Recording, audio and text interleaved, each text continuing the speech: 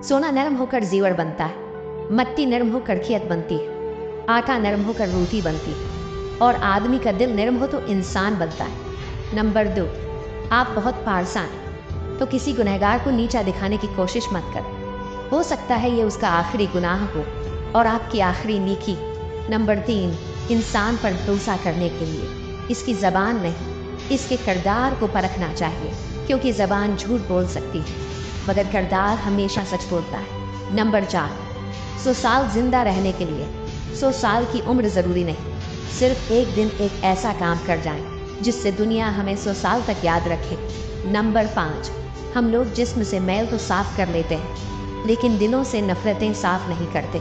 Number 6, जब लोग आप पर तनकीद करते हैं तो आपको अपनी खामियों का पता चलता है और जब लोग आपसे हसद करते हैं तो आपको अपनी खूबियों का पता चलता है। नंबर 7, फूलों पर चलने वालों, कांटों पर भी चलना सीखो। अपने लिए तो हर कोई जीता है, दूसरों के लिए भी जीना सीखो। अगर आप इन बातों से सहमत हैं तो कमेंट में यस ज़रूर लिखना।